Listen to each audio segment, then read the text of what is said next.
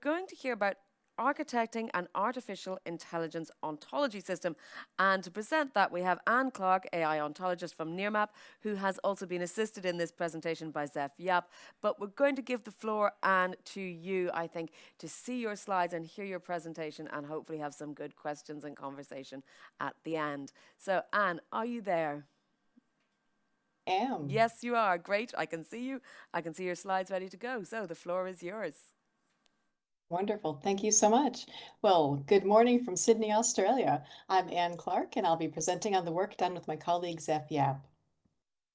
So today I'll tell you a little bit about Nearmap, show some system requirements, highlight 3 feature solutions, and discuss key takeaways before taking your questions.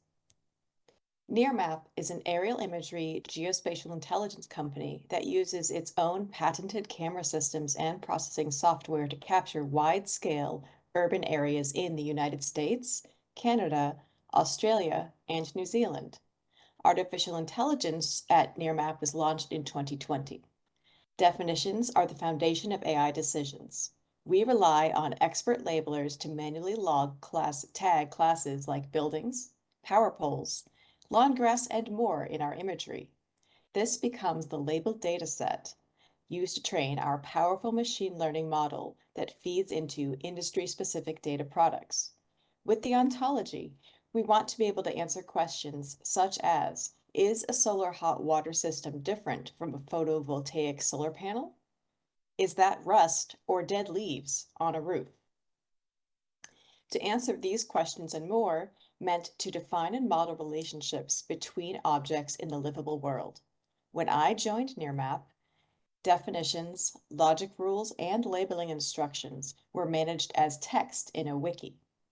To share with other systems meant copying and pasting. My remit was to design an information management structure to enable leveraging text and relationship rules in a programmatically accessible way. Logic about physical objects should be separate from logic about AI layers. Ontology scope is not customer or product focused. Class level versioning was essential to capture layer changes over time. Our system looks something like this. The ontology gets serialized to an OWL file, which we commit to a working Git branch.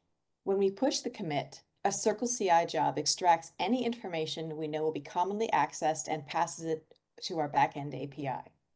When the job passes, definitions get published as a static site for consumption by team members and downstream apps.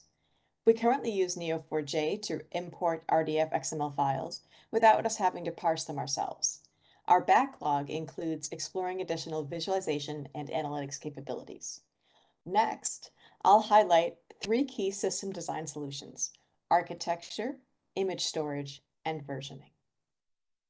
Determining what to include as class annotations was one of my significant work efforts. I was able to leverage existing ontologies for core concepts such as a label, but ended up coming up with my own little schema, as you can see here, cobbled together from both existing and newly created schemas. The ontology is in Australian English and does not currently capture language variants for labels. Localization of classes and descriptions is managed by an in-house design team, including a technical writer. For example, our Gen 5 Alpha class tire is spelled T-Y-R-E in the ontology, but customers in the US will see the spelling they're used to, which is T-I-R-E. To keep AI and object classes separate, I created separate ontology files. This enables real-world logic and relationships to be applied without the complication of AI concepts. Object and AI classes are related in an overarching AI systems ontology. Again, product-focused relationships or logic, such as what version of AI does this class belong to, are not part of the ontology. So next, I'll talk about image storage and association. Besides a definition and a label, each class has associated labeling instructions and between 10 to 150 example images. How to document and manage this metadata took a bit of trial and error. Ontologies are not databases. Therefore, Labeling instructions and example images are stored in separate files and associated with the ontology class by URI, which leads me to the third item, which was the tiered versioning solution. Versioning is the area I think we actually got the most requirements around, and we ended up segmenting versioning into 4 separate areas. Excuse me. The URI minted by Protege identifies the class itself and is what I use in the system, as I said, to connect the class to labeling information and the example images. The integer ID is generated when a class is created in our labeling system and is used by our expert labelers, downstream systems, and customer-facing content as a unique identifier for the class. Any dataset breaking change, the type of significant semantic change that would not allow us to continue using existing labeled data for training, is considered a new class. This requirement came directly from the labeling team. Significant, but not dataset breaking changes are captured by the variation at the class level. When implementing this structure, we weren't actually sure how useful variation would be, but a few weeks ago, I actually needed to use variation to update a developing class, and I was really glad that we had included such granularity in our system. We generate a properties version of class data to fulfill audit and traceability needs for downstream system teams. This excludes all example images or labeling instructions. We track image and label instruction changes with system timestamps.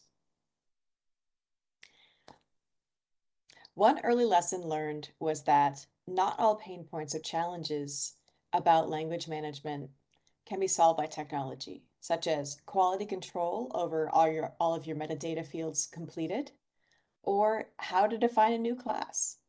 What you don't see in the system architecture solution is the proposal process I designed and implemented and used to develop Generation 6 AI classes. Secondly, about thinking in systems, to create a programmatically accessible system and make it a trusted source of truth required full AI team collaboration and designing with connectivity in mind. This is one reason we have 4 versioning tiers. Ontology system content integrates directly into our in-house labeling tool, ensuring our labelers have the latest information while working on a job. So this means no more copying or pasting.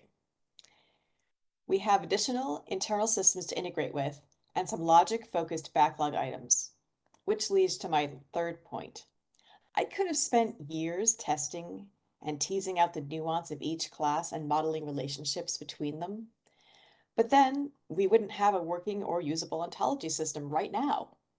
Instead, I limited ontology scope to a set of 16 reusable relationships.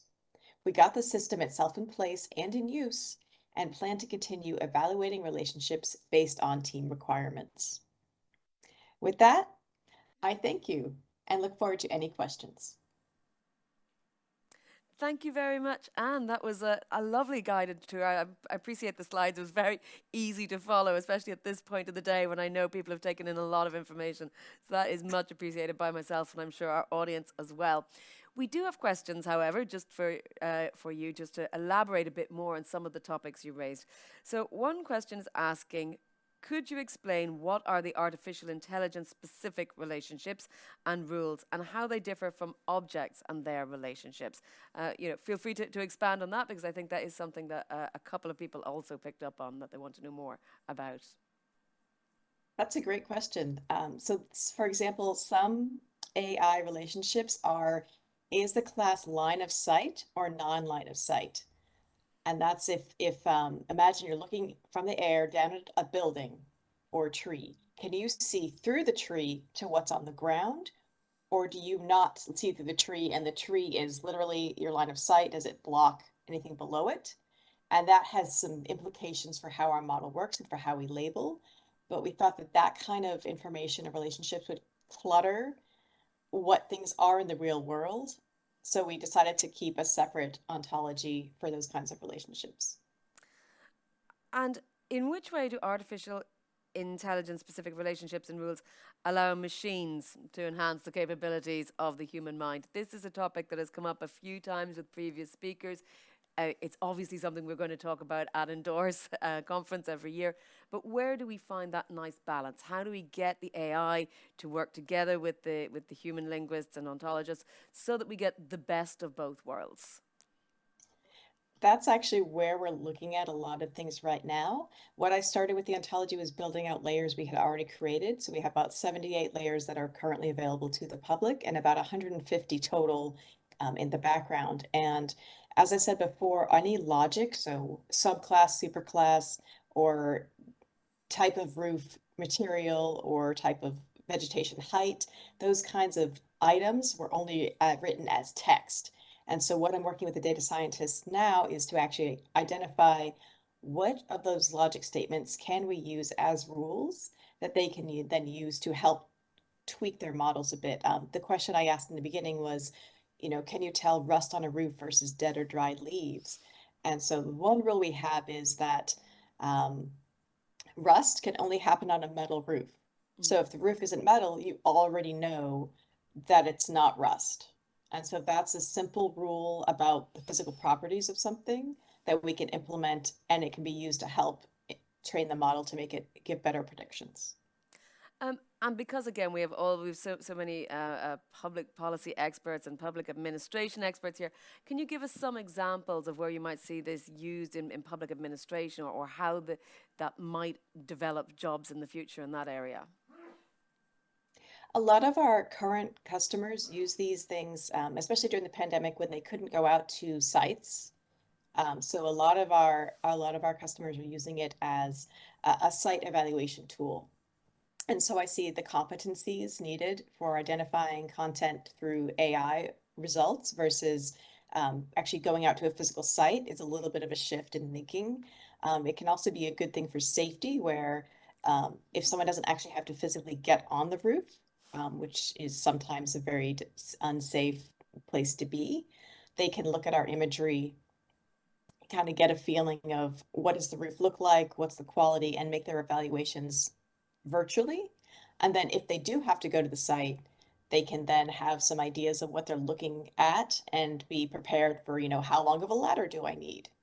Do I need to tether myself? So they have some knowledge about the place they're going to that they wouldn't have beforehand.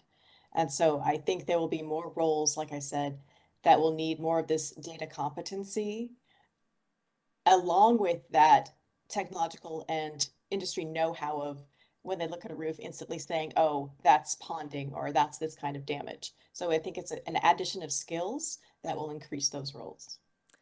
And of course, it all needs to be mapped and work together interoperably as well. So thank you very much, Anne. Really, really interesting to hear from you. Great slides. And thank you very much. I hope you enjoy the rest of Endorse.